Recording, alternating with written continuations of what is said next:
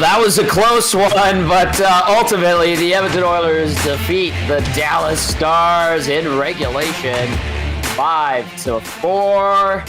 And we're here to break it all down. What a night it was down at Rogers Place. Very exciting game. Hello, everybody.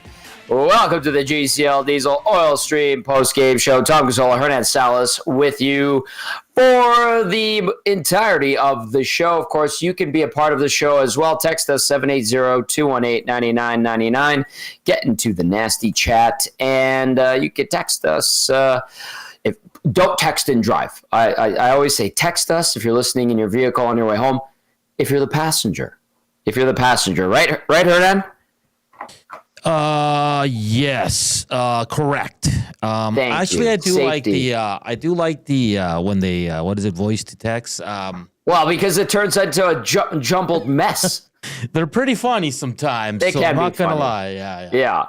It can be pretty funny. Of course, the post-game show brought to you by GCL Diesel, providers of the best engine components around, from turbochargers to injectors, fuel pumps to sensors. They are the critical engine component experts, proud to serve Edmonton and Northern Alberta for over 50 years. Yes, indeed, the Oilers pick up the 37th victory of the year. 37-22-4 is the record. Dallas falls to 41-20-2. Edmonton snaps Montreal's 5-game winning streak on Thursday. Edmonton snaps Dallas's 4-game winning streak tonight in Mikko Rantanen's debut. Jake Walman making his Oilers debut. Max Jones making his presence felt again.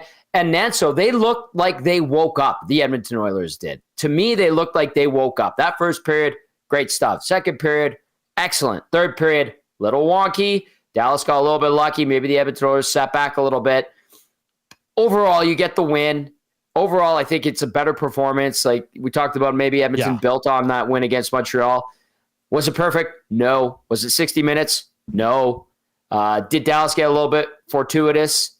Yes, on that Dumba goal, absolutely. Did the Oilers get a little lackadaisical? Yeah, maybe a little bit. But a 5-1 lead turns into a 5-4 victory. 2 points is 2 points, or are we going to critique the living you-know-what out of this? You tell us, audience. 780-218-9999. Get into the nasty chat. Hernan, what say you, sir? Yeah, I couldn't agree more. Like the first 40 minutes, man, like that was the Oilers we saw for that 2-month stretch where they were the best team in the league. Yeah. Just firing on all cylinders. Physicality was great. They were in on the forward check. Good defensively. I'll give it a 4-minute lull they had that cost them 3 goals. Sure, some luck. The PK stinks, and we know this. And they gave up. Oh, it stinks. 2 for 3. I mean, that was the both PK goals were really good. I mean, I'm not going to sit here and say, they were excellent plays. Sometimes you got to tip your hat to the other team. Jamie Benn with just a clinical finish in front of the net on the back. But it's those 11 seconds that can happen, Tom, especially with a team like the Edmonton Oilers. But let's look at the positives. Victor Arvidsson breaks a streak. Connor Brown breaks a streak. My goodness. Connor McDavid with an absolute beauty. Zach Hyman shows up. He hasn't been around for a while, so excellent. Max Jones, again, laying the body, doing what he can in limited minutes, but he's noticeable. And I think you couldn't ask for a better debut from Jake Walman. I thought he was really good. Crisp with the passes, good defensively, plays in every situation. Didn't play on the PK, but moves really well. Laid out Rantanen. When's the last time you saw an Oiler defenseman lay out a player like that? So plus 3 on the night, 24-40. Jake Walman's, listen, we all knew he was a good player coming in. I think for the small minority that were doubting this player, I think today everybody's on board. This guy's a hell of a player. The Oilers did well in acquiring him. And listen, 2 wins in a row, like you said, they snapped two long winning streaks by the opponent, and good on them. At the end of the day, you win. And they held on. They didn't panic. They played well after the 4th goal, Tom. But all in all, out of 4 or 5 minutes, you got to be pretty happy with the Oilers' performance. And then you guys continue to impress, and we got 1 more to go, and we'll have to wait a few weeks for that. Yes, indeed. Trent Frederick still on the shelf with that ankle injury. Let us know your thoughts. We're going to get to some text right away here. Let's go to the scoring summary and the game stats from tonight's Oilers win. Wyatt Johnston would open things up in the first period. 5:48 in on the power play from Jason Robertson and Mikko Rantanen. So Rantanen making a splash very quickly with his new club. But the Oilers would respond not long after, just at 6:12. So what did they get? That's 24 seconds later. Zach Hyman, he tucks home his 21st on the doorstep. That's a Zach Hyman goal, mucking it up after a nice move by Connor McDavid. Where was Jake Ottinger going on that first goal? McDavid kind of cuts to the Tom. side. Careful. Oh, sorry. My bad. How dare I question? Darnell Nurse, the secondary assist at 6:12, 1-1 at that point. Then Zach Hyman gets sent in on a breakaway. Jake Walman, the little, call it the alley-oop, if you will, flips it up about 15, 20 feet in the air. You got Zach Hyman busting towards the middle, down the ice, gets a step on the D-man. Hyman does a good job trapping the puck, goes in on the breakaway, a little forehand, a little backhand, and it squips through Jake Ottinger for Hyman's second of the night, 22nd of the year. Walman's 27th assist of the season, his first as a member of the Edmonton Oilers at 12:26. Then, before the period would be over, the Oilers would add to their lead. Victor Arvidsson, like Hernan said, his 8th of the year, nice one-timer from the side where he's missed the net about 119 times this season. Evan Bouchard puts it on a platter for him. Arvidsson goes far post and in past Ottinger. Leon Draisaitl, the second assist at 17:42. Jake Ottinger at that point, Hernan, I'm just saying, make of it what you will. Jake Ottinger, 3 goals on 7 shots. I thought only Edmonton goalies did that. Oh, really? I didn't know. I just thought that was interesting. Just blown away. Yeah, he would make another save before the end of the period, though. I'm surprised Dallas didn't go out and get a goalie. They should have. Gibson, I heard, was available, though. Let's go to the second period now. At the 5:20 mark, Connor McDavid goes in, gets by. Who did he was it Labushkin? I think he got it by. Yeah. And then Ottinger kind of goes half-heartedly, goes for the poke check, then tries to backtrack. McDavid, a little shake, a little shimmy, and he goes upstairs on the backhand to make it 4-1. And then it would be Connor Brown on an odd man rush, tries to sauce the pass over the defenseman. It comes right back to him. Ottinger's going across the other way. Brown tucks it in on the open side to make it 5-1 for the Oilers at 17:40. Everything's looking good going into the third, but the Stars would not go down without a fight. They are a damn good hockey team, have been from the start of the season, and they picked up a damn good player in Mikko Rantanen as he scores his 28th of the season on a beautiful feed from Matt Duchene on the power play. Thomas Harley picking up the secondary helper at 5:06. Then 11 seconds later, where did we see this before? 12 seconds on Tuesday when the Ducks scored 2 goals. Well, this time it was 11 seconds, and Jamie Benn fights off Brett Kulak in front. He buries his 16th of the year. Great backhander. And I think Connor McDavid was in the vicinity of Jamie Benn as well. Evgeny Dodonov doing some good work down low. Cody Ceci, the former Oiler, getting his 15th assist of the year on that goal. So things are looking a little bit dicey for the Oilers, and it wouldn't get any easier because at 9:18, Matt Dumba buries his first. And it's a fortuitous bounce. Yes, he takes the slap shot. It hit. Skinner makes the save. It hits Emberson in the shin pad and goes in. I don't know what Skinner could do about that one. Marchment and Granlund picking up the helpers at 9:18. The Oilers would manage to hang on for the 5-4 victory. Hyman would have a great opportunity, couldn't bury it. And then, of course, Leon Draisaitl struggled to bury one into the empty net. The Oilers are bad with the empty net. They just can't hit the empty net, right? Like, maybe they're saving them for the playoffs. I don't know. But they just can't finish into the empty net. It's weird. So 5-4 is the final. Shots on goal tonight, 27-27 apiece. Face-offs, 52.8% to 47.2% in favor of the Stars. A power play for the Oilers, non-existent because they didn't get one. PK, 1 for 3, not good. You heard Leah Asimakopoulos from the Dallas Morning News telling us, even though Dallas's power play was 15th in the NHL going into action tonight, it had been hot lately, and it had been clicking, and it just had a really bad start early in the season.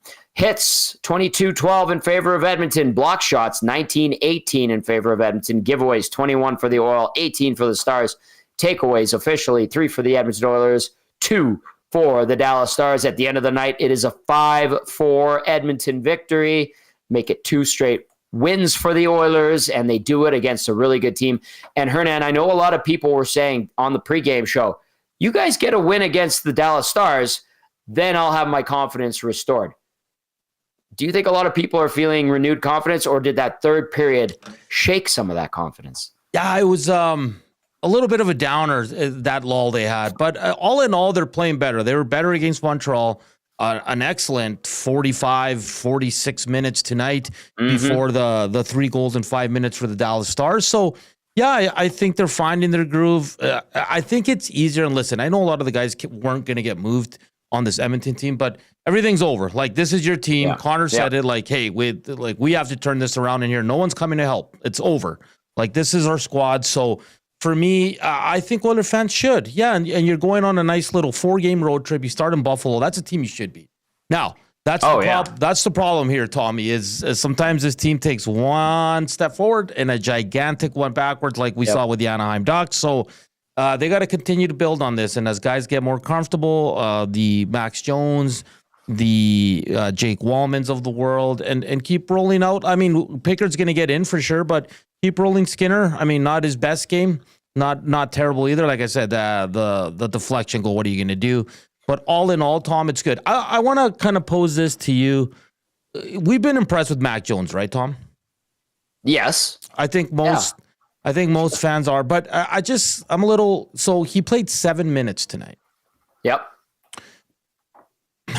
If he's doing what lacks on this team, especially in the bottom 6, I don't think he's been horrid defensively. I think they were cut out for the 3rd goal, Tom. I'm not 100% sure on that. I think it was. I can look. Yeah, but that's in the 3rd period. Does Max Jones, and we're talking about a bottom 6 guy here, Tommy, but we're all kind of praising him, saying he's doing exactly what this team needs. Yet he's playing 7 minutes a night. So he's a 4th liner. But I mean, should he get more? Because no one was even close to that outside of Kasperi Kapanen. My point is, should he get more ice time? Because he brings an element that no one else brings on this team right now. I was just kind of curious to that, because it seems like the coaches like him, the fan base loves him. I mean, the media is kind of glowing over him, and then I see his ice time, and I'm like, wait, like, so do they like him? Like the coaches are? And you make a good point. He's a 4th line guy who spent majority of this year in the minors, and there's a reason for that, right? Yeah. So I don't know. I just thought it was a good conversation to have, because we think this guy should be in the lineup, but for 7 minutes a night for what he does, I think he should. I'm not saying play him 20 minutes, but he should be around that at least 10. He did get caught out on that goal that went off of Emerson, confirmed. I'm looking at the game summary right now. I think, a game like tonight, especially in the 3rd period where that lead was disintegrating, maybe he lost a couple of minutes. Maybe, yeah. Right? It's a good point. Maybe he would have been up at about 10, 11 minutes, especially if they were up 5-1. He might even get to 12 or 13 minutes. But the situation changed. It got more dire. Dallas is building up momentum. They're getting some bounces. They're creating some of their luck. I'm not putting the 4th line out there. Yep. And they were out there, and one of their shifts, they get scored on. Again, lucky bounce, but they got scored on. That bottom line, it went in on their net. So I think it feels like they're playing him an appropriate amount. Okay. Given the situation, the scenario, in-game, things change. We know that. But what he has provided when he has been out there is a pleasant surprise. Yeah, he laid out Rantanen, and then Jake Walman laid him out with a. And you know what I loved about that hit, Tom, was that it was clean. Yeah, and guys went to challenge him and stuff, but he just said no. Why? It's a clean hit, man. That's part of the game. And because the NHL's going that way, as soon as you throw a clean hit, you got to drop the mitts. And I know Ben was trying to get him to go, and he's just like, I couldn't kind of I mean, Jake Walman, like I said, my expectations, I was going to kind of keep him even keeled tonight because he's just joining his new team. But I think he knocked him out of the park in his first game, Tom. He was excellent tonight, man. Very good first performance. And he played with Nurse and on the right side, which wasn't what they had for the pregame lineups, right? So trying him out right away on the right side, Tom. What'd you make of that? It worked out okay. Out okay. I saw a couple of shifts where Kulak was out there with Nurse on the right side as well. I think we kind of assumed that there might be a bit of a platoon on the right side, and that did happen here and there. And keep in mind, no Ekholm. Yeah. No Klingberg. Klingberg's not available right now. So given the circumstance, I think they handled it well. I'd give today's result an A. The journey towards it, a B plus probably. In the first two periods, an A. Third period, a bit different, but overall, that was pretty good. I'm pleasantly surprised with Max Jones. Very impressed with Jake Walman in his debut. Completely curious how Trent Frederick's going to fit in. And I feel like, too, if Frederick's going to play big boy hockey and you've got Max Jones playing big boy hockey, he's on after hours right now, and then you've got Walman, who's being a little bit physical. Not that that's his forte or MO. But now all of a sudden you got these guys who play tougher hockey, and then the other guys on the team who generally don't play rough and tumble. I think they would feel a little bit enabled to not be shy to throw their body as well. I think it's a little bit contagious. So everything so far, Hernan, in these last two games, seriously, this might be rose-colored glasses to some, but it has been pretty good. Yeah. Pretty good overall. Yeah, and they've played two teams that have, like I said, come in hot, like Montreal. I know they're just outside the playoff spot. They had won 5 straight. Dallas had won 4. They're feeling good. Got one of the best players in the league to join them. Unfortunate incident there with the Rupe Hintz. In the face. Did not return. Did not look good. Hope he's doing okay and hope he can return. Really quickly on Rupe Hintz. As I was leaving to come set up, there was about 10 minutes left in the third period. They were just waiting to take him from the rink to the hospital via ambulance. Okay. Hopefully, obviously it's not good. Hopefully, best case scenario. That's just a tough bounce, man. And there was no harm, no malintent from Adam Henrique. That's just one that rolls off the stick, and it caught him under the visor. It looked like eye to me, Hernan, because he was kind of holding the towel over his eye and not necessarily his nose, and it looked like the blood was coming out the side. On the replay, it almost looks like he cast him just under the eye. So, like we said, hopefully he's okay. He's a hell of a player, and you want all these teams to go in healthy into the playoffs. Best on best. So, yeah, we wish Rupe Hintz the best here on behalf of, I think, all Oiler fans in the GCL Diesel Oil Stream postgame show. That hopefully he can travel back with his team as well and be good to go. All right, the Oilers win 5-4 over the Dallas Stars. It is the GCL Diesel Oil Stream post-game show. All right, keep those texts coming in. We are in the midst of the breakdown brought to you by South Fort Chev. We're officially in truck month, which comes with deeper discounts, lower interest rates on Silverados and HDs, 0% for up to 72 months on Silverado Customs. And the Silverado, by the way, built in Canada. And I love that, especially nowadays. 90-day payment deferral or $10K cash back with the purchase of a new vehicle. Conditions apply. See dealer for details at www.southfortchev.com. Drive a little, save a lot at South Fort Chev. Let's get into the inbox here. Atif Old Wheels says, I'm heading home on the LRT. I will take the blame for the Dallas comeback. I went to the washroom when it was 5-1 Oilers. I came back and it's 5-4 Oilers. I should have held off until the end of the game. Max Jones is looking really good. Some great hits tonight. Signed, Atif. Good to hear from you, Atif. Let's go to RBM. Says, Oil always got to take the hard way out. Facepalm emoji. Not surprised, LOL. With that said, best game in quite a while, despite giving up 3 unanswered in the third. Loved seeing Rantanen getting thrown around. Those 2 hits were great. Walman looked great for the most part. Much needed in their decor. So a positive review there for Walman from RBM. Kenny G in the park says no power plays, disgraceful officiating, but says play La Bamba, baby. Yes, indeed. They're playing it tonight. Tube Socks Tube Socks, how many beverages? He says, damn near flawless game. Yeah. What about the third period? Yeah.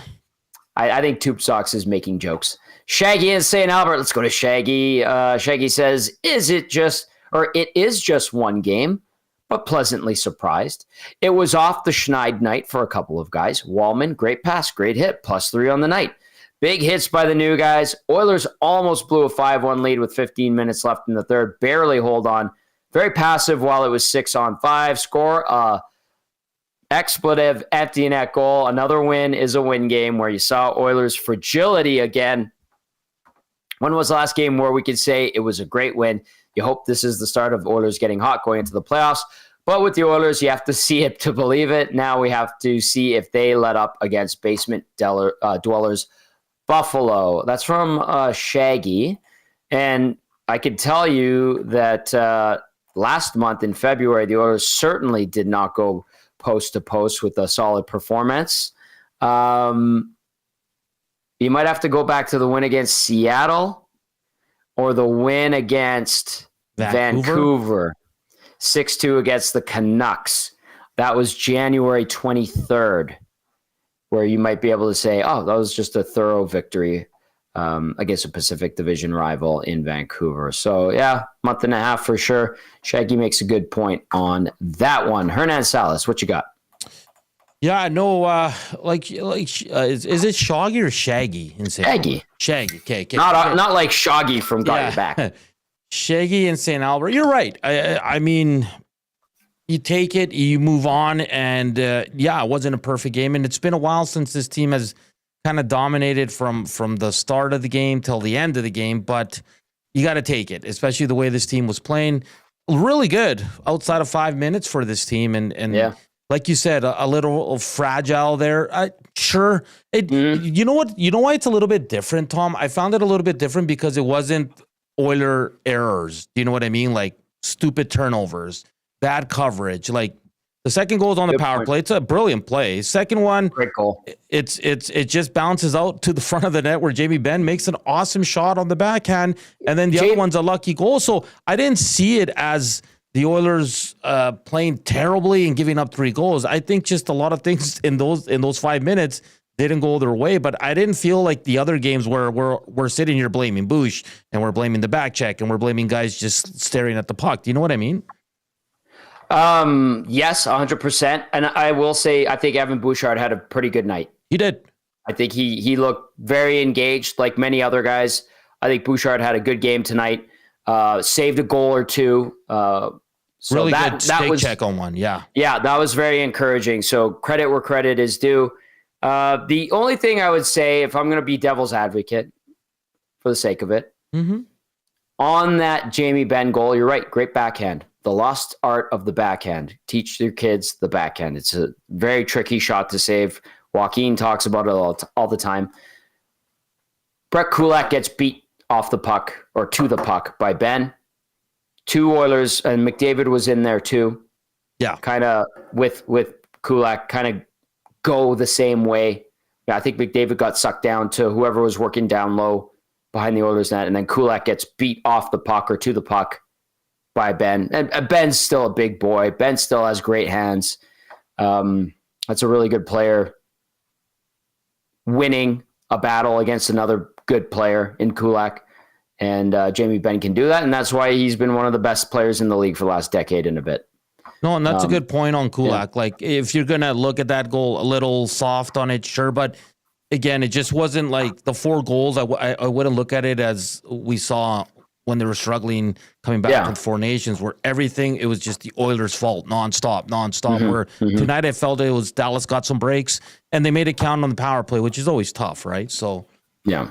That is a good point. All right, let's get to a few more texts here. Nat, so we do have audio coming or no? Yes, we'll have. We can have Jake Walman as soon as you're done with the text, if you'd like. All right. Okay, let's read a couple here. Corey B. Hello, Corey B. Shout out to X-Ray J and the Twins who came to local Sherwood Park today, by the way, for Hello Hockey. Great to see them. Corey B. says, the Oilers almost Oilered. Yep, that's fair. Matt at the Garrison. What's up, Matt at the Garrison? Tommy, how do you get to the satellite studio so fast after the game? Haha. I leave in the commercial break around the 10-minute mark. and then I walk very quickly. I have a very fast gait, if you will, Matt, at the Garrison. But yeah, and it's only like a block away. So that's how I get to the satellite studio. But I like it. Sean, Speedwalker. Speedwalker, yeah, just. Sean says, "Who's fragile now? Not us, right?"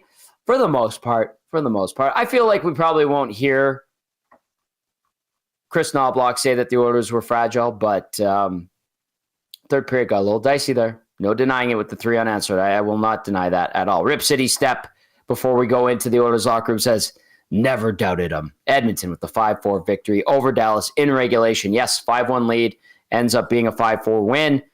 Some things to point out, and we will as we roll on. Keep those texts coming in, 780-218-9999. Get into the nasty chat. Hit that thumbs up. Let's go inside the Oilers locker room. Nancito, who are we going to first? The new guy, number 96, who was very impressive, +3 on the night, over 24 minutes. Here's Jake Walman. Yeah, just trying to get my feet under me, especially in that first. And, after that, I kind of settled in, and it was pretty easy to play with those guys. Did that give you a little confidence when you make that pass to Hyman and ultimately goes in? Yeah, I knew me and Hyman had some sort of connection. I can't put a finger on it, but I know we got some sort of connection. But it wasn't just like a classic saucer pass. You almost put some sort of English or something on that. Like, what did you do? Yeah, it was a great handle by him. It was a hard puck to hit down. I was just trying to kind of put it in an area for him, and I saw he had a step. So he made a great play. I think it hit his. I'm not sure what it hit, but he controlled it pretty well and buried it. What did you see from the group, in particular in that first 40 minutes there? Just the pace of play, and it was a pretty good 40 minutes. Yeah, that's probably the biggest thing I noticed, the compete level, and these guys are always on here. Feels like a different level, and just really excited to play at that level. And like I said before, meaningful games. I think that was kind of almost like a pre-playoff game. The hit on Rantanen, what did you kind of see there, and how much do you want to try to make that part of your game here? Yeah, I like to be physical anytime somebody's coming through the middle, but I tried. I think I let up a little bit. It's a tough play. Being caught in that position, you don't want to see anybody really hurt. So yeah, I think I just, it is what it is. Jake, you come to a new team and you contribute offensively, but it's a 5-4 game, and the coach has you out there in the last minute.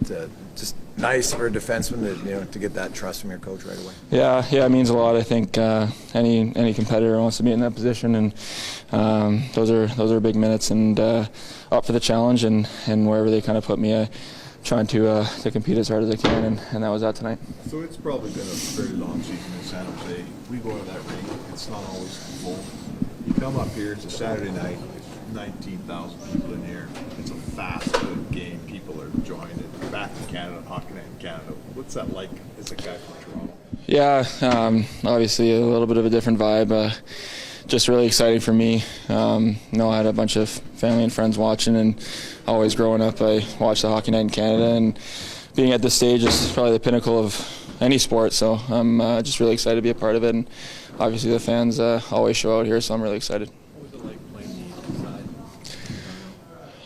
It was great. Nursey made it easy for me, and I'm comfortable there as well. And like I said, there's other options that open up on that offside. So Nursey made it easy for me, and other guys that I was out there with made it easy. So yeah, it was great. I can play that side, no problem. You just got here, but what's it need to sort of put up a statement win against the power teams? Yeah, it was for sure a good test. I think there'll be battles down the road with these guys at some point, and like I said, I think that was probably the perfect game for me to kind of start off and get the feeling of what it's like. Jake, you referenced this morning playing with Connor before. We neglected to ask kind of the specifics of when did you actually play with Connor? Just growing up, played with him for a couple of years, and then always against him in the GTHL, and growing up, seeing him in summer training, and just a unreal competitor, great person, even better player, and really excited to play with these guys. Are we talking York Simcoe? No, I was in the GTHL when he came over to the Marlies. He spent a year with him there, and then it was not so much fun playing against him in the minor hockey as well. What age are we talking there?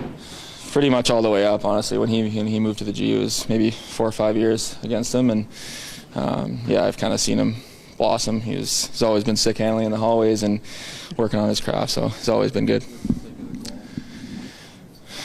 Just smiling, honestly. Yeah, it was. Like I said before, I looked up at the scoreboard, watched the replay a couple times, and just smiled to myself, and it's amazing. It's great. All right. Yes, indeed. It is amazing. It is great. Jake Walman making his Oilers debut, picking up his first point, laying a big hit down on Mikko Rantanen. I sense confidence from him. Did you sense confidence there, Hernan? Because I sensed a lot of confidence, and I kind of like it. Seems like a really good dude. A lot of people under Nasty Chat saying, is he participating in church? That's what Gager said too.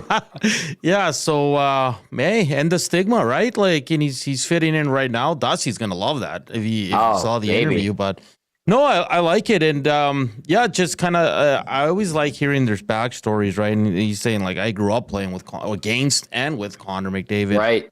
So it makes the transition easier. I think he said he knew a few guys though on this team, growing up in Ontario. Mm-hmm. So that always helps. But man, first impressions on the ice, I think he knocked it out of the park. I think with the media too, he's been excellent. He's been so, and I think all three guys, Tom, that the Oilers have brought in are kind of, it's early, but they're media darlings so far. Oh yeah, well, when you're on a good team that has a chance to win, and you're looking to be counted on to help and bolster this group, and you have success early, very easy to get into a nice rhythm and be very friendly, and it brings that good juju. So far so good from Max Jones and Jake Walman, and we'll see Trent Frederick in 10 days, 14 days in a couple of weeks or so. And we'll see what they add. Already good returns for Walman and Jones. Mac Lamec gives Walman the 3 perfecto signs via emoji. And then Mike in Thunder Bay, thanks for staying up, Mike. I know it's late out in Thunder Bay, says lots of droughts broken tonight. Oilers got depth scoring. Oilers got huge hits. Oilers got strong defensive plays, a few breakdowns in the third, but a very solid game all around. And to think we were in full-blown panic just days ago. Yes, it's just, just another week in oil country, right? Just another week in oil country. It's a roller coaster, man, and we love it. And because on yesterday, a lot of people upset that the Oilers didn't do more. But I think now seeing what Max Jones brings, seeing what Walman brings, and eventually seeing what Frederick, I think Oilers are going to be Oiler fans that are a little bit down on this team are going to be overly happy with what Stan Bowman did at the deadline. It's not about the big moves. It's about the right moves. Exactly. That's important. We'll see if these were the right moves. Other teams made way bigger moves. Maybe the Walman's move is a big move. Maybe the Frederick move ends up being a sneaky big move. We'll see. If those big moves become the right moves, I think that's the more important thing. Shaggy says, media darlings until Reed brings out the grumpiness in them. Reed's not grumpy. Reed had the day off today. Yes, he was at Brendan Escott's wedding. Congratulations to Escott, by the way. Great guy over at Chad. Okay, I want to do the turning point of the game before we go to Zach Hyman, who had a couple of goals tonight. Of course, we highly encourage you to text us as we roll on here on the GCL Diesel Oil Stream post-game show. The Oilers 5-4 winners. Of course, the turning point of the game brought to you by Advantage Sports Medicine and Physiotherapy, where they treat you like the pros. Their multidisciplinary team includes sports medicine physicians, along with highly skilled physiotherapists, strength and conditioning coaches, and massage therapists. If you have a nagging pain you'd like to see go away, book your consultation today at www.advantagesportsmed.ca. Now, Hernan, most times we go to the goals against for the turning point. I want to point out, because I think this was crucial, and the Oilers were up at this point, but Stu Skinner makes a glorious glove save on Mikko Rantanen. Mm-hmm. And I think that fed into the good vibes in the second period. Or even, I think that was in the second. That was in the third, actually. Was it in? It was early in the third. Early, yeah. Now, I know the Oilers let in a couple after that, but I just thought that, to me at least, was a sign of how the night had been going and how good the Oilers had felt and how Stu was fighting to win the trust of the fan base, maybe get his own confidence back. but I thought that was a great save. And the way he snagged it out of the air from Rantanen, I thought that was a great turning point. So I'm going to go with that as the turning point of the game. Stu Skinner's nice save on Mikko Rantanen. Don't tell anyone, but Rantanen scored on him after that. I just thought it was a great save. So I'm going to go with that for the turning point of the game, brought to you by Advantage Sports Medicine and Physiotherapy. All right, Nancito, should we go back inside the Oilers locker room? Yeah, let's go to Zachary Martin Hyman, who had 2 goals on the night, just missed a hat trick in the third as well. But good to see Zach Hyman, one of the overall good guys in the league, get back on the score sheet. Here is Zach Hyman meeting with the media. Happy with how your team played, kind of controlled it, and then got a little like closer than you would have liked late. Yeah, I mean, 2 power play goals. One goes off of like a bounce off your guys shouldn't have had it in. Tough bounces. I thought Stu played phenomenal. But yeah, just grinded to win out. What can you say about that pass from Walman? Like, that's incredible. Yeah, I mean, just obviously blew the zone, and he's able to recognize that there's a play there and made a great play. Seems like he fit in pretty well, eh? Yeah, it looked great. Yeah. What did you make of his overall game? I think it's what we thought we were getting. I remember, I don't know, when he was playing in Detroit, he was pretty good, playing with Sider there on that pair, and always thought he was a really good player, and I mean, he fits right in, obviously. You guys seem to recapture something in that first 40 minutes that feels like you've been looking for. Like, it seemed to really click there in a different way. I don't know if you felt the same, but yeah, I mean, the puck went in. Like, it's nice when it goes in. I think we've been building the last couple of games. Obviously, haven't been able to put it in, but I think today we were finally able to capitalize on some looks, and everything looks better when you're scoring, obviously. You guys have been saying for a long time now, like even when things weren't going well, we know what we've got here. We know what we've got here. Does this kind of reiterate that maybe you do have enough here? That I mean, if people forgot, then. Like, we're a team that's been through a ton of adversity. I'm not saying we've got our A game back by any means. I think there's a long way to go, but I mean, I wouldn't count out our group, the amount of guys we have here, with the experience we have here. I mean, yeah, I think we're pretty confident in this group, and we have a little stretch here to get to playing our best, so that we're feeling good going into playoffs. There you go. There's Zach Hyman, picked up a couple of goals tonight. Hyman's stat line looks like this.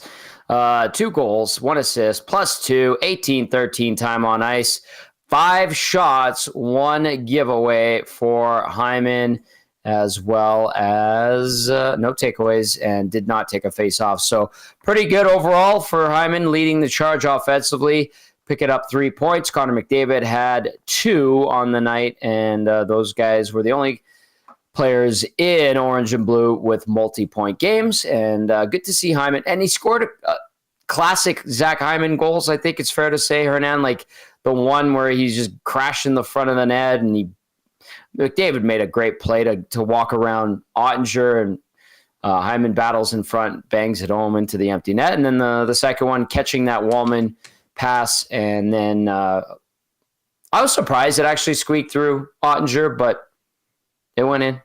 Hyman does that every now and then. That's as close as he can get, right? Like Ottinger thought he had it. Great. Like, it was like an alley-oop by Jake Walman. And what I loved was when he does score, like the way he points at him, make him feel welcome. One of the boys, you know what I mean? That was great to see by Zach Hyman. And and I like what he said there. He goes, hey, listen, like, we know what we have here, but by no means do we think we have our A game. Like, good point. Better. But so it's good that they're recognizing that, because sometimes they get caught up in their wins and in the hype, and then they kind of take a step back. And that's why when I look ahead to Monday, Tom, question, wasn't the game at 4:30 on Monday? I thought it was. Because now I'm seeing 5. Yeah, maybe they changed it to 5. Yeah, I remember that, because remember we were talking, we're like, we need to do, I think we're going to do an hour and a half pregame show, so now I could think we could just go to a regular 1 hour pregame in the middle of the Reed Wilkins show. Yeah, I think it was one of those. I think they changed it. And I do remember that. And that's why, like, I look ahead to Monday. Sorry to look ahead so quickly, but that's, for me, you can't lose that game. No. Because you'll kill any momentum you've got from these last 2 games. Like, listen, I know Buffalo's got great players as well. They got a lot of pride in that room. If you heard Tage Thompson a few games back saying, like, this is getting really bad. We got to step up here. They're going to be a feisty group. And the Oilers get everybody's A game for the most part. So that's why I'm saying, like, the Oilers got to go in there. Don't take your opponent lightly and keep building. And that's a team you should beat. Buffalo, by the way, have dropped 3 straight, 24, 32, and 6 on the season, 3, 6, and 1 in the last 10. Should beat, like Hernan says, 100%. Can't waste any time with them. Take the game to the Sabres. Don't muck around with it like the Oilers sometimes do. Just go and win that game. Make it a 3-game winning streak. All right, let's go to Conroe, Texas. Conroe, Texas says a good game between 2 evenly matched teams. Oilers got some breaks. Early Stars got lucky late, which means it was a close game at the end. Nice to see Jones and Walman's physical play starting to be contagious. Taxman says this team showing what it's capable of, even with Frederick, Ekholm, Skinner, and Kane in the press box. Poor Jeff isn't going to play, is he? I think they might get him in there, but I mean, you're playing him in Buffalo, right? Putting him in? Yeah, I would think so. Like, if he's ever going to be motivated to play one game during the regular season, it's going to be that one. You would think. They bought you out. How about a little bit of motivation, right? Like, he can't score, Tom, because then he'll get set out again. So just one step at a time. Just skate around really good and maybe get a couple of chances and an assist, right? Exactly. Throw some hits. Something like that. All right, let's go to Maple Jet. Says Arvidsson playing like a player, happy not to be voted off the island, slapping the beaver tail all night long. Fergie's prostate. What's up, Fergie? Says Hyman's face makes me think he chased. Oh boy. Oh, Fergie's. I am not reading that. We got to proofread some of these. You know how many times I've done that, Tom? And I'm like, yeah, I stopped midway and I'm like, moving on. Well, it's Fergie, so way over the line, as always. Fergie, good try. A couple beverages in, I hope. Do we have any more audio to get to, Hernan? We got the head coach, Tommy. Okay, let's go and hear from Kris Knoblauch following Edmonton's 5-4 win over Dallas. Of hockey, at least. Did you see something that you've been looking for a while? Is that an example of how you want to play? The first 2 periods I did like. I thought we did a lot of good things. We were faster, more direct. I thought our forecheck, hunting the pucks were much, much better. I think the score was a little bit skewed. I think things were going our way. We were getting the bounces. In the third period, I think the bounces were going their way. Yeah, there's a lot of things I like. Often when you're up 5-1, it's thinking you're dominating them. And, I think we were just able to capitalize on a lot of the few chances that we had in the past. Probably about in the last month, you look at our goal scoring and we need more from guys. And tonight, you look at Arvidsson chipping in, Brown, Hyman, who's been a regular goal scorer for us lately, and it was nice to see him get his touch back. Kris, what did you make of Jake Walman's statement? I thought that was a heck of a start. The pass that he made on the Hyman goal, just the composure breaking the puck. So it's, in the second period he had that big hit. In the offensive zone, walking the blue line, getting pucks through. There's so much that we liked about his game. And, sometimes you, as a player, you have that adrenaline and you're really excited about that one. But, I think we'll see a lot of play like he did tonight, and that's why our management thought very highly of him to trade for him, which I think is really going to pay off for us. The physicality, is that something you expect to see more of? Like, is that, do you think it can be a hallmark of his game? I think he'll chip in. I don't think he's going to run out of his way. I think he's a strong guy, he's solid on his skates, but I don't think he's going to be running around. I certainly don't want him to do that, but, chip in with the physicality just with our team. I think everybody can. And, speaking of physicality, Jones, 2 games has really provided an element that we've been missing. Tonight he played about 8 minutes, 5 hits, very similar to the night before. So, adding a little bit of speed and physicality, which is good for our team. Kris, you look at the Nurse with Walman. Is that a pair that you want to give a run together with?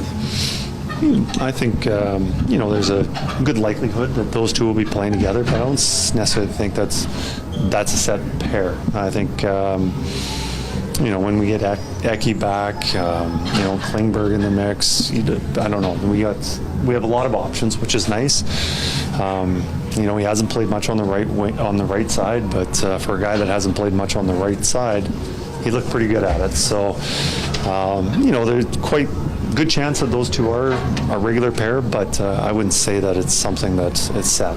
Is there something to the idea of having two puck movers like Evan Bouchard and Jake Walman on separate pairs, so you have one out there for the top two lines at all times? Yeah, I think that's important. I think it's important to get the puck up and into those guys' hands, especially when Leon and Connor are on the ice, because they're as dynamic and dangerous as anybody in the NHL. So we want to put them in a position so they can play to their strengths. To do that, you need puck-moving defensemen, and obviously those two are good at it.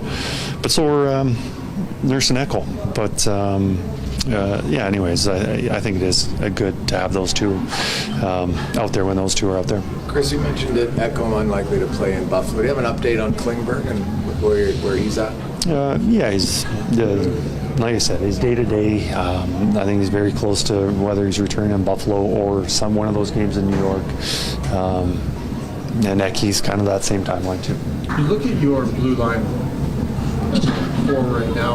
A lot of guys that skate really well. Guys that can make a nice first pass. Like, you've been to the Stanley Cup final, you see what that looks like. How much does that shape of a blue line maybe fit just for a team that wants to move the puck and such? What sense do you get from that?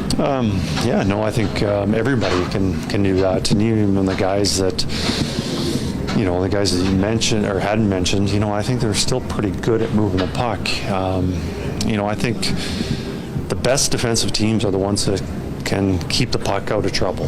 So many scoring chances come from turning the puck over, and you're playing without that defensive structure because there's a turnover, and it's so important to be able to make the plays. So that's part of the defensive side. And obviously in the offensive side, majority of 5-on-5 goals come off the rush, that's usually starts with a breakout pass, and most breakouts start with the defenseman. So, we feel very confident of whoever we dress, that we've got 6 defensemen every night that can lead the charge. When I say lead the charge, like make that first breakout pass so our forwards can hopefully create some more offense. And do you feel like you've tightened that up a bit in the last couple of games, the stuff off the rush? I think we still get better. I think in the first 2 periods, I think that's where we did. I think in the third period, we relaxed a little bit, foot off the pedal, getting beat up ice a little bit. And then when you get a beat up ice, then you get some odd man rushes where, that's kind of how I felt. I don't think we made many mistakes, but I just think we were just a little bit slower than we were in the first 2 periods. Okay, that was Kris Knoblauch. A lot there, like the debut of Walman, absolutely. We did get a quick update on Ekholm and Klingberg. Not sure if either one will play against Buffalo on Monday, but could see one, possibly both of them back in action during this upcoming road trip. If you're wondering where the road trip goes, it's a 4-gamer. Starts in Buffalo Monday, then it's New Jersey Thursday, the Island on Friday, and then it wraps up at MSG on Sunday the 16th, and the Oilers return home for a 4-game homestand, obviously. Here's the weird part of the schedule this month. They play the Stars on the 26th. That's a Wednesday. Then they're going to fly out that night to Seattle and play the Kraken on the Thursday, come home for a Friday, probably have that day off, and then play the Flames Saturday night. Nothing on Sunday, nothing on Monday, and then they're back in action on the road on April Fools in Vegas. 4-game road trip starts in Vegas, goes San Jose, LA, Anaheim, 2 at home, 1 in Winnipeg, fly home, play the next night against LA at home, and then wrap up the season 2 days later against the San Jose Sharks in San Jose. So they're ping-ponging around quite a bit to wrap up the year after this homestand, which concluded today. And then, they're on the road for a week and a bit. They come home for just over a week, 1 on the road, back home for 1, on the road for 4, back home for 2, on the road for 1, back home for 1 the next night, and then on the road to wrap up the season. Not ideal. weird travel, but every team has to deal with it. So that was interesting to look at that. All right, what do you got, Hernan? Tom, he said Klingberg day-to-day probably gets back during this road trip. Same with Ekholm. Yep.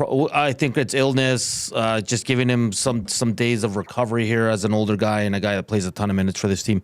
I want to ask you, and maybe our nasties as well, and hit us up on the inbox, 780-218-9999. When this decore's healthy, John Klingberg, Matthias Ekholm, where do you see Klingberg fitting in? Does he fit into the top 6 on a regular basis, or is he your 7th with Stetcher now?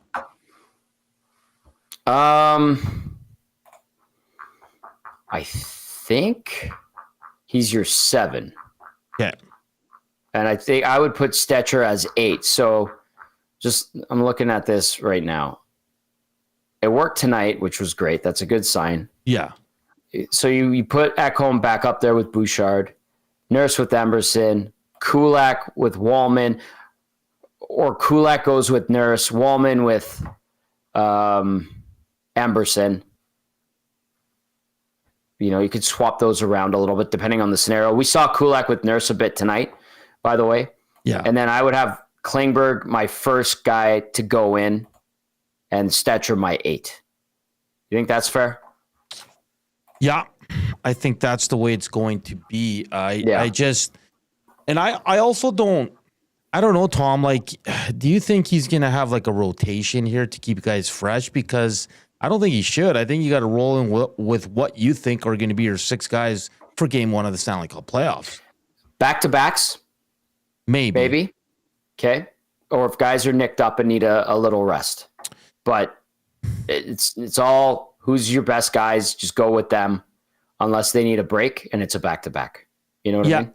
And if, like, let's say they've clinched second place and they can't move from that spot with 3 games to go, you're sitting Matthias Ekholm, you're sitting Darnell Nurse. Yeah. You know what I mean? And then you're putting those 2 guys. Did Darnell take a puck in the sensitive male area? Did I see that right? Because at first I thought it was his hand. It seemed that way because the way he, after he got up, it looked like it was, Well, he let out a very, very boisterous expletive, and he gave his stick to Brad Harrison, equipment manager Brad Harrison, and went right down the tunnel. I thought he at first hit it, took the puck off his wrist, and then I watched the replay. I was like, I think that was the sensitive male area. He was fine the rest of the night. By the way, the Oilers 4 points back of the Golden Knights. Golden Knights have played 1 less game. Edmonton now 5 points up on the Los Angeles Kings. The LA Kings and the Golden Knights. The Golden Knights were idle tonight. They beat Toronto yesterday. The Kings get a 2-1 win over St. Louis in overtime. There's your out-of-town update. The Flames also winners today, beating the Montreal Canadiens 1-0. So they hold down the final wild card spot. Minnesota with the second wild card spot. Minnie has 76 points. Colorado 78 in the Central. Dallas at 84. And Winnipeg at 92. Okay, do you want to get to the player of the game, or did you want to get to a text? Tom, because Chief Andy makes a good point. Okay. Oh, he did, finally. Shocking. I'm just kidding. I'm kidding, Andy. Okay, so Skinner's the extra. Frederick comes off IR. Yeah. What are you going to do? Like, you can't have all these guys up. Or it's expanded. Yeah. You can have the expanded roster. You only have 4 call-ups left, though. Okay. That's what happens. So you could keep them all around. Yeah. But you got to be cap compliant, right? Mm-hmm. The guy that I would look at, and I know they're reluctant to play Skinner, but you can't move him, right? He has a no movement clause. Yeah, he can't even go to the minors. Yeah, like it's all pointing towards Kasperi Kapanen being the guy that's going to land on be the odd man out. Yeah, because the other guys can't be moved anywhere. They can't go to the minors. Not when you have a no movement clause. Yeah, so no movement means you're on the team. You think there's? Well, I guess yeah. Because you're going to keep Klingberg, Stetch for sure, because those guys can step in and play at any time. Yeah, it's going to be interesting. Yeah.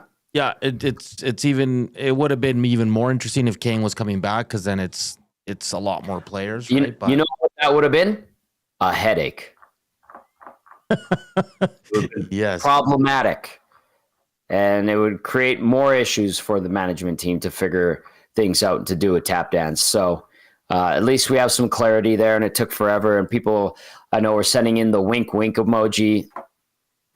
And hopefully when he comes back, if he comes back at the playoffs, like he said in his press conference after the knee scope, I've come off the couch before. Hopefully he does it with an impact, because Evander Kane, when he's dialed in and healthy, is an excellent hockey player. And he's had a lot of success, regular season, postseason, with this Oilers team when he's in that zone. It's going to be tough not playing all season, but maybe he's still a beast of an athlete. I'm sure he still is, and can power his way to being Evander Kane of old for a month and a half, 2 months. That would be the best case scenario. Maybe it'll happen. We'll see. Yeah. All right, let's get to the Damon Bunting Real Estate Player of the Game. David Bunting, consistent top-producing realtor in the greater Edmonton area for over 17 years.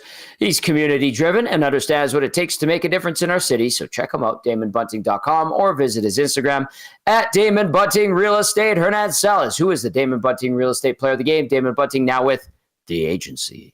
Yeah, lots of good choices, Tom. It's nice to be picking guys from the Edmonton Oilers for this this little award we give out here on the post-game show. But I'm going to go with the new guy, number 96. Seems like he's an overall good dude. Jake Walman in his first game, 24:40 time on ice, +3 rating, an awesome pass. It was like an alley-oop to Zach Hyman. He had 3 shots, 3 blocks, 2 hits, one which was an enormous hit on Mikko Rantanen.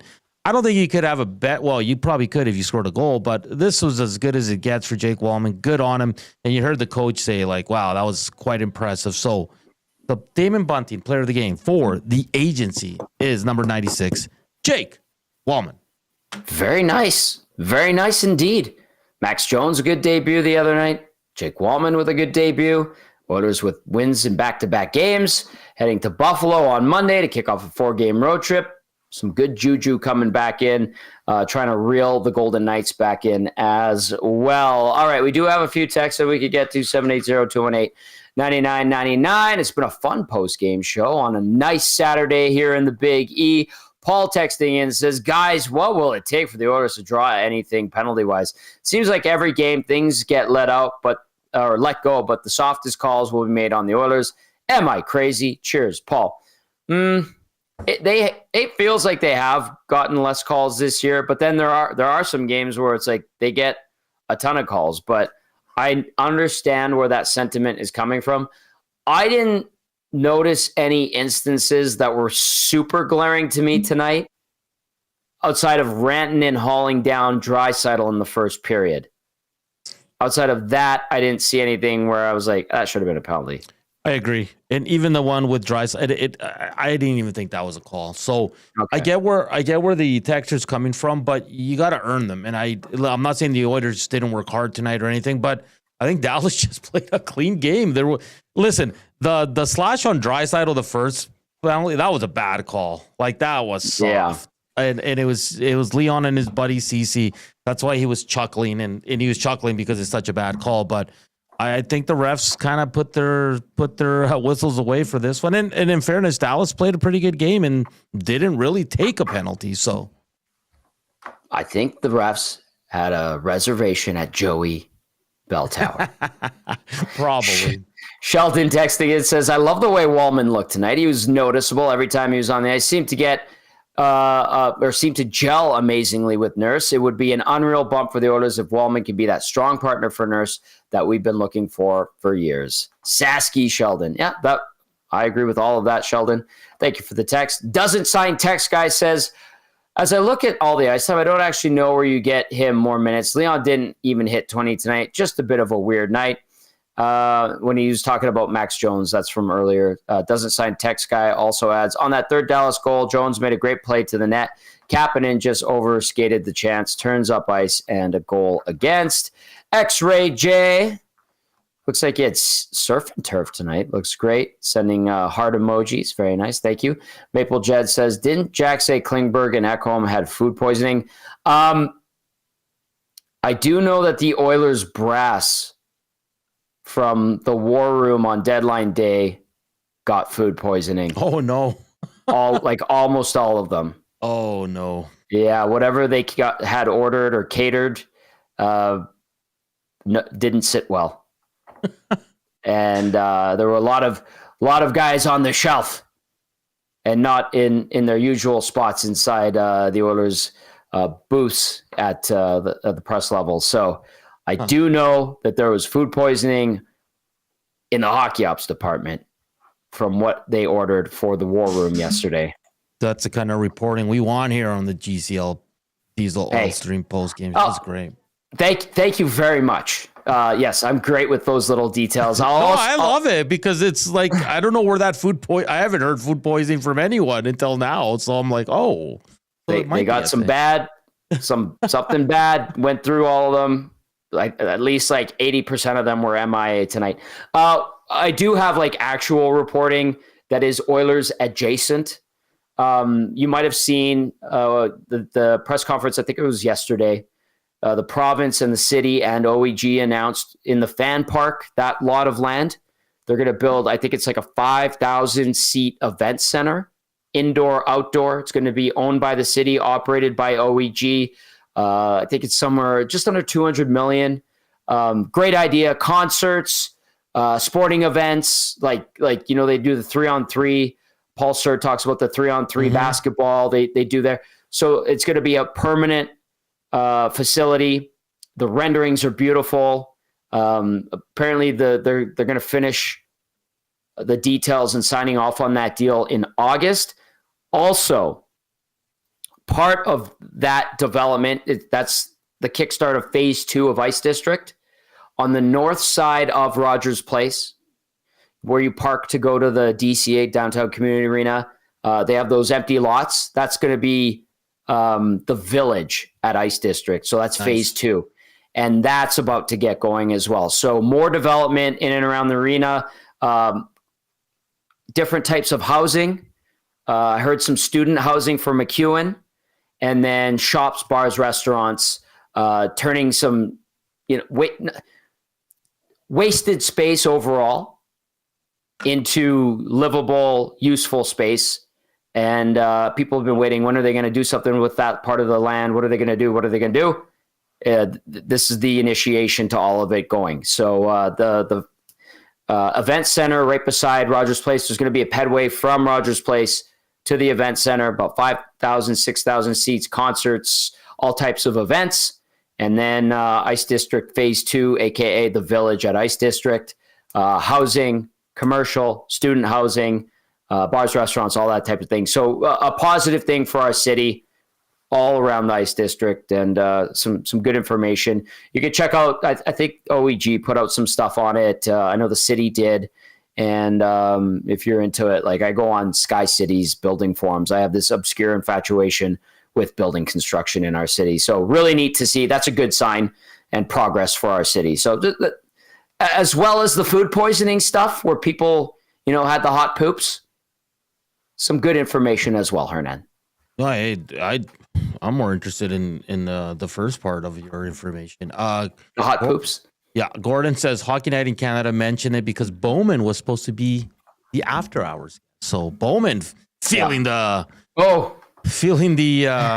after effects of that's a tough go. That's a tough go. All right, that's going to do it for the GCL Diesel Oil Stream post-game show. Thank you to everybody who listened, iHeartRadio, TuneIn Radio, EdmontonSportsTalk.com's audio player. To everybody who watched, we had a pretty damn good audience on the live portion.